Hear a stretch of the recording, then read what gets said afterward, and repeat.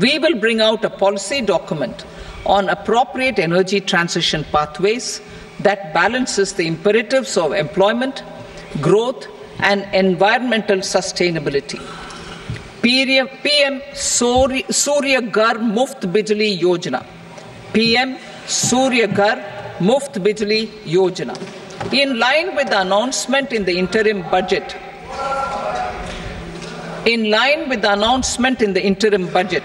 PM Surya Ghar Muft Bijli Yojana has been launched to install rooftop solar plants to enable 1 crore households obtain free electricity up to 300 units every month. The scheme has generated remarkable response with more than 1.28 crore registrations and 14 lakh applications, and we will further encourage it. Pumped storage policy.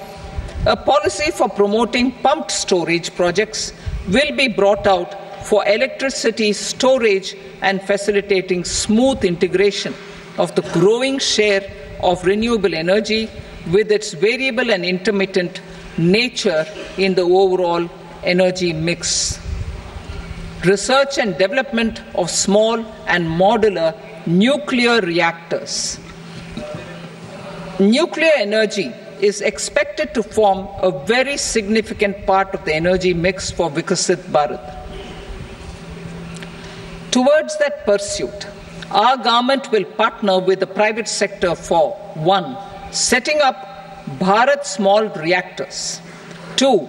Research and development of Bharat Small Modular Reactor, and 3. Research and development of newer technologies for nuclear energy. The R&D funding announced in the interim budget will be made available for this sector also. Advanced ultra supercritical thermal power plants. The development of indigenous technology for advanced ultra supercritical thermal power plants with much higher efficiency has been completed. A joint venture between NTPC and BHEL will set up a full-scale 800 megawatt commercial plant using AUSC technology. The government will provide the required fiscal support. Moving forward, development of indigenous capacity for the production of high-grade steel and other advanced metallurgy materials for these plants will result in strong spin-off benefits for the economy. Roadmap for hard-to-abate industries. A roadmap for moving the hard-to-abate industries from energy efficiency targets to emission targets will be formulated. Appropriate regulations for transition of these industries from the current perform, achieve, and trade mode to Indian carbon market mode will be put in place. Support to traditional micro and small industries. An investment-grade energy audit of traditional micro and small industries in 60 clusters, including brass and ceramic, will be facilitated. Financial support will be provided for shifting them to cleaner forms of energy and implementation of energy efficiency measures. The scheme will be replicated in another 100 clusters in the next phase. Priority 7, infrastructure investment by central government. Significant investment the central government has made over the years in building and improving infrastructure has had a strong multiplier effect on the economy.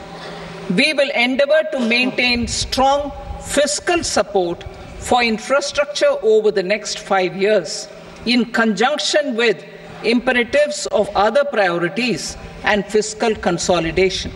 This year, I have provided 11,11,111 crore rupees for capital expenditure. This would be 3.4% of our GDP. Infrastructure investment by state governments. We will encourage states to provide support of similar scale for infrastructure, subject to their development priorities. A provision of 1.5 lakh crore rupees for long-term interest-free loans have been made this year also to support the states in their resource allocation. Private investment in infrastructure. Investment in infrastructure by private sector will be promoted through viability gap funding and enabling policies and regulations. A market-based financing framework will be brought out. Pradhan Mantri Gram Sadak Yojana. Phase 4 of the PMGSY will be launched to provide all-weather connectivity to 25,000 rural habitations, which have become eligible in view of their population increase. Irrigation and flood mitigation. Bihar has frequently suffered from floods, many of them originating outside the country. Plans to build flood control structures in Nepal are yet to progress. Our government, through the Accelerated Irrigation Benefit Program and other sources, will provide financial support for projects with estimated cost of 11,500 crore rupees, such as the Kosi-Michi intra-state link and 20 other ongoing and new schemes, including barrages, river pollution abatement, and irrigation projects. In addition, survey and investigation of Kosi-related flood mitigation and irrigation projects will be undertaken.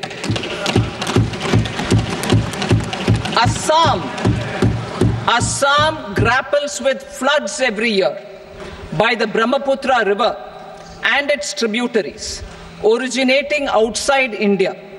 We will provide assistance to Assam for flood management and related projects.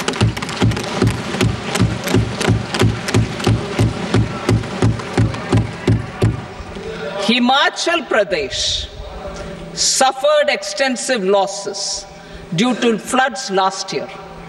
Our government will provide assistance to the state for reconstruction and rehabilitation through multilateral development assistance.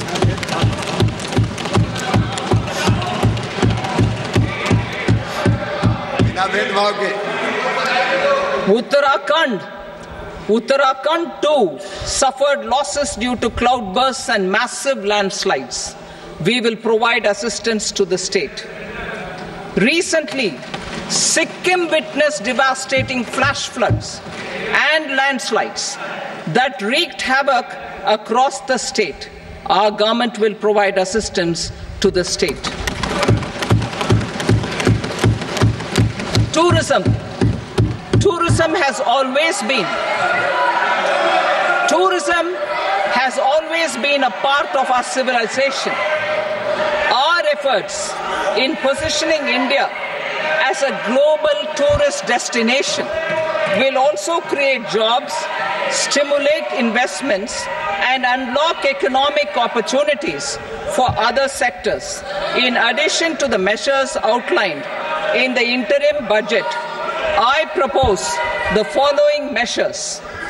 Vishnupad Temple at Gaya and Mahabodhi Temple at Bodh Gaya in Bihar are of immense spiritual significance.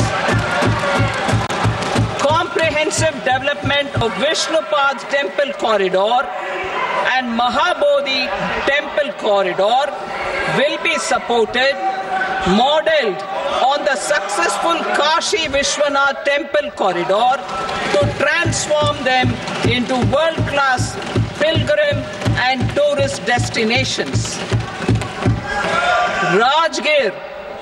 Rajgir holds immense religious significance for Hindus, Buddhists and Jains.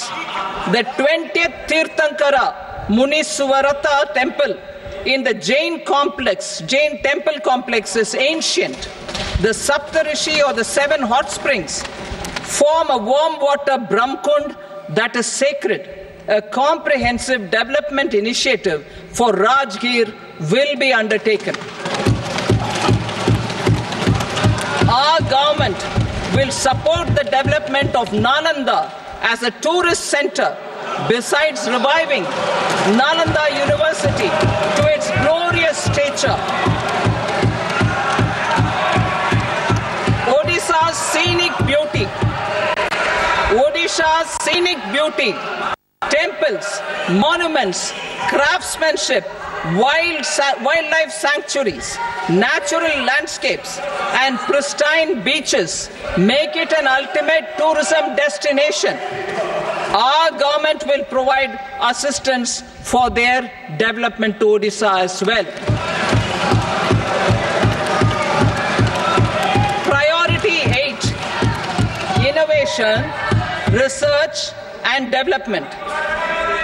We will operationalize the Anusandhan National Research Fund for basic research and prototype development. Further, we will set up a mechanism for spurring private sector-driven research and innovation at commercial scale with a financing pool of 1 lakh crore rupees in line with the announcement in the interim budget. Space economy. With our continued emphasis on expanding the space economy by 5 times in the next 10 years, a venture capital fund of 1,000 crore rupees will be set up. Priority 9, next generation reforms. Economic policy framework. We will formulate an economic policy framework to delineate the overarching approach to economic development and set the scope of the next generation of reforms for facilitating employment opportunities and sustaining high growth. Our government will initiate and incentivize reforms for 1. Improving productivity of factors of production, and 2. Facilitating markets and sectors to become more efficient. These reforms will cover all factors of production, namely land, labor, capital, and entrepreneurship, and technology as an enabler of improving total factor productivity and bridging inequality. Effective implementation of several of these reforms requires collaboration between the center and the states, and building consensus as development of the country lies in development of the states. For promoting competitive federalism and incentivizing states for faster implementation of reforms, I propose to earmark a significant part of the 50-year interest-free loan. Working with the states, we will initiate the following reforms.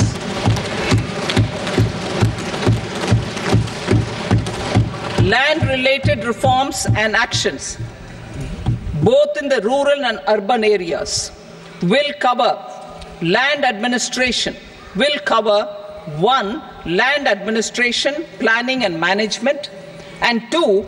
Urban planning usage and building bylaws. These will be incentivized for completion within the next 3 years through appropriate fiscal support. Rural land-related actions.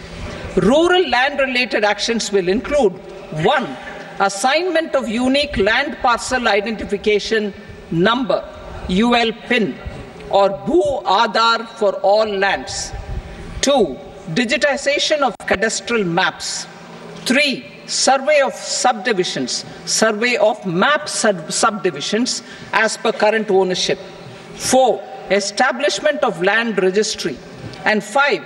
Linking to the farmers registry. These actions will also facilitate credit flow and other agricultural services. Urban land-related actions. Land records in urban areas will be digitized with GIS mapping. An IT-based system for property record administration, updating, and tax administration will be established. These will also facilitate improving the financial position of urban local bodies. Labor-related reforms. Services to labor. Our government will facilitate the provision of a wide array of services to labor, including those for employment and skilling. A comprehensive integration of e-Shram portal with other portals will facilitate such one-stop solution. Open architecture databases for the rapidly changing labor market, skill requirements, and available job roles, and a mechanism to connect job aspirants with potential employers and skill providers will be covered in these services. Shram Suvidha and Samadhan portal. Shram Suvidha and Samadhan portal will be revamped to enhance ease of compliance for industry and trade. Capital and entrepreneurship related reforms.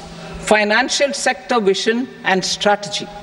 For meeting financing needs of the economy, our government will bring out a financial sector vision and strategy document to prepare the sector in terms of size, capacity, and skills. This will set the agenda for the next 5 years and guide the work of the government, regulators, financial institutions, and market participants. Taxonomy for climate finance. We will develop taxonomy for climate finance for enhancing the availability of capital for climate adaptation and mitigation. This will support achievement of the country's climate commitments and green transition. Variable capital company structure. We will seek the required legislative approval for providing an efficient and flexible mode for financing leasing of aircrafts and ships and pooled funds of private equity through a variable company structure. Foreign direct investments and overseas investment. The rules and regulations for foreign direct investment and overseas investments will be simplified to 1. Facilitate foreign direct investments, 2. Nudge prioritization, and 3. Promote opportunities for using Indian rupee as a currency for overseas investment. NPS Vatsalya. NPS Vatsalya, a plan for contribution by parents and guardians for minors, will be started. On attaining the age of majority, the plan can be converted seamlessly into a normal NPS account. Use of technology. We have successfully used technology for improving productivity and bridging inequality in our economy during the past 10 years. Public investment in digital infrastructure and innovations by the private sector have helped in improving access of all citizens, particularly the common people, to market resources, education, health and services. We will step up adoption of technology towards digitalization of the economy. Ease of doing business. For enhancing ease of doing business, we are already working on the Jan Vishwas Bill 2.0. Further, states will be incentivized for implementation of the business reforms, action plans, and digitalization. Data and statistics. For improving data governance, collection, processing and management of data and statistics, different sectoral databases, including those established under the Digital India Mission, will be utilized with active use of technology tools.